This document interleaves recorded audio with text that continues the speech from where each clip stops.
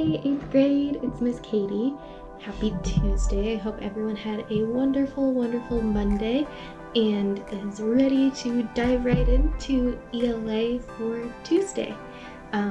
Yesterday we worked on a journal entry and you also had a grammar assignment. I didn't see a lot of questions about either of those, so I'm hoping that they went well, but if you do have any questions about them, again, always feel free to send me a WhatsApp. And we are going to continue on with today's lesson, which is very exciting. We will be reading a story and talking a little bit about a personal narrative.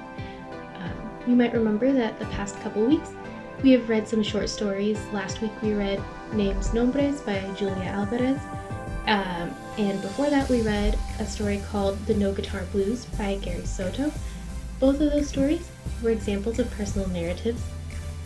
Today we will learn what a personal narrative is and take some notes about it, and we will read a different story also by Gary Soto.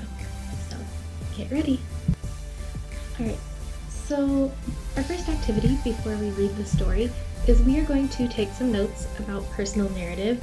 I have included a worksheet in your study packet where you can take some notes, but I'm going to take a moment just to explain a little bit what a personal narrative is. So pay close attention so that you can fill in the notes as you listen to the video. So, what is a personal narrative? A personal narrative is about a personal experience. It allows a reader to share an author's excitement, sadness, happiness, really whatever they're feeling about a particular time in the author's life. Personal narratives focus on one event that gives insight into an author's life. So it's one event that happened in your life that you are telling the story about. You want to bring your audience into how you were feeling in that moment, kind of like how Julia Alvarez brought us into that moment of how she was feeling about her name. And I will have some questions for you tomorrow about the story that we read. So first, I want you to think of the acronym RAFT. You will see this in your worksheet where you're taking notes, so please make sure to write down the acronym RAFT. So R, you want to think about the role. Whose role is it? Well, it's yourself. It is a personal narrative. You are the one telling the story. It is yourself. A, who is your audience? Who's going to be reading this story? Well, for right now, your audience is me and maybe some classmates. F, format. What is the format of this story? Like I just said, it is a personal narrative. And topic. What is the topic of your personal narrative? I'm going to tell you right now, your topic is an experience that taught you something. It is something that you learned a lesson from. Now, what is your goal as Miss Katie's 8th grade student writing a personal narrative? Your goal is to write a personal narrative about an interesting personal experience that taught you something. Okay? So your goal, again, is to write a personal narrative about an interesting personal experience that taught you something. Alright, 8th grade, I have a question for you. Do you remember what the 6 traits of writing are? We've talked about it a lot in our class, and we're going to talk about it now specifically as it relates to your personal narrative. You'll see this in your notes as the elements of writing. In our class, we've talked about them as the 6 traits of writing. Remember, our 6 traits of writing are ideas, organization, voice, word choice, sentence fluency, and conventions. Those are our 6 traits of writing. And now we're going to talk about those as they relate specifically to your personal narrative. So, ideas. When you're thinking about ideas in a personal narrative, you want to share the most important ideas and details to make the reader want to know what happens next. Organization. You want to make sure that you put your events or your story in a logical order. So, as with any story, be sure to include a beginning, a middle, and an end to the personal experience that you're writing about. Voice. Use your personal voice and writing style to tell your story. You all have a very unique and wonderful voice, so let me hear it. Word choice. Include words that express how you feel about the experience. Personal narratives highlight emotions. So, when you're thinking about what words to use when you write your personal narrative, use words that show how you felt in that moment. Sentence fluency. Create a style in your writing by writing original sentences in a variety of lengths. Remember, sentence fluency means that we can use simple sentences and compound sentences, but we're being very careful to not use run-on sentences or fragments. And lastly, conventions. This is what we always edit for when we edit our papers right before we turn them in. So make sure you are always using correct punctuation, capitalization, spelling, and grammar so that your personal narrative is easy to read. And that's it. That's all the notes that I want you to take. So now we are going to read a story, and then you'll see a worksheet in your study packet of questions to answer at the end of the story. So sit back and relax and read along as we read the story together. The story that we are going to read is called The Bike, and it is by Gary Soto. Alright, 8th grade. Now we're going to read the story. It is called The Bike by Gary Soto. And as we read, I want you to take note of the sentences and phrases and words that stand out to you. I want you to be thinking about how he's using his style to express this one experience in his personal narrative. After the story, there are some questions in your study packet that I would like you to answer in your English notebook. So, here we go. My first bike got me nowhere, though the shadow I cast as I pedaled raced along my side.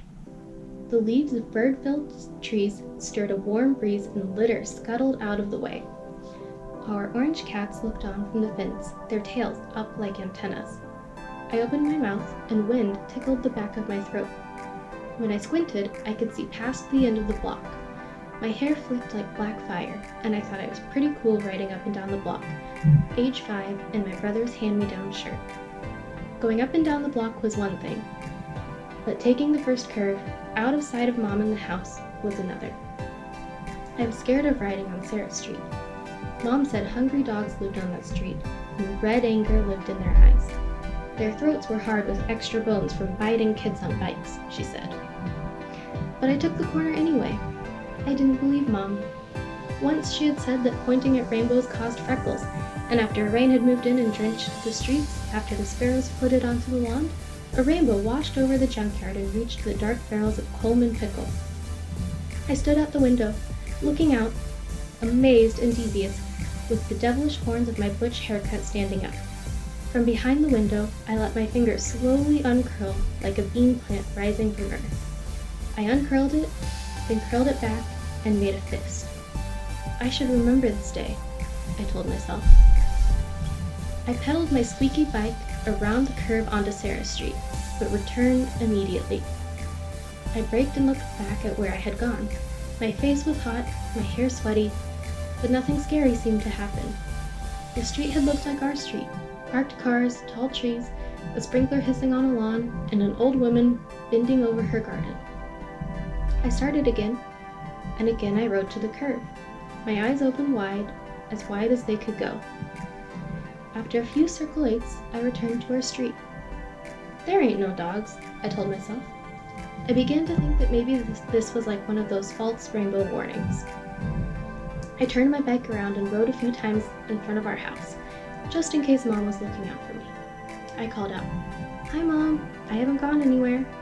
I saw her face in the window, curlers piled high, and she waved a dish towel at me. I waved back, and when she disappeared, I again tore my bike around the curve onto Sarah Street. I was free. The wind flicked my hair and cooled my ears. I did figure 8s, rode up the curves and onto lawns, bumped into trees, and rode over a garden hose 100 times because I liked the way the water sprang up from the sprinkler after the pressure of my tires. I stopped when I saw a kid my age coming down a porch. His machinery for getting around was a tricycle. Big baby, I thought, and said, "You can run over my leg with your trike if you want." I laid down on the sidewalk and the kid, with fingers in his mouth, said, "Okay." He backed up and slowly, like a tank, advanced. I folded my arms behind my head and watched a jay swoop by with what looked like a cracker in its beak. Then the tiger climbed over my ankle and sparks of pain cut through my skin. I sat up quickly, my eyes flinging tears like a sprinkler. The boy asked, "Did it hurt?"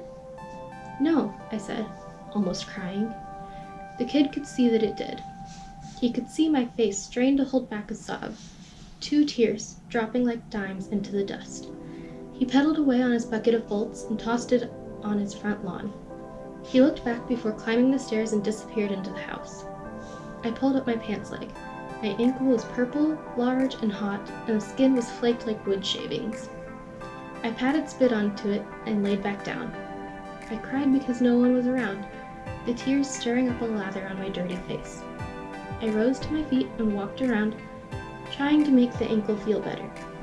I got on my bicycle and pedaled mostly with the good leg. The few tears still on my eyelashes evaporated as I rode. I realized I would live.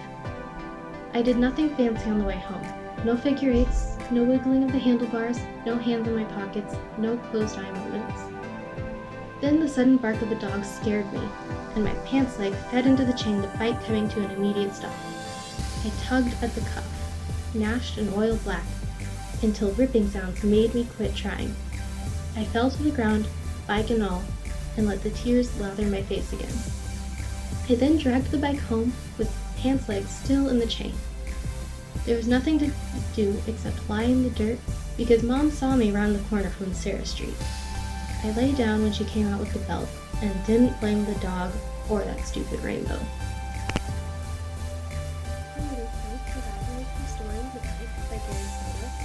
In your study packet, we have a worksheet that looks like this called Narrative Reflection. So I want you to think about the story from ages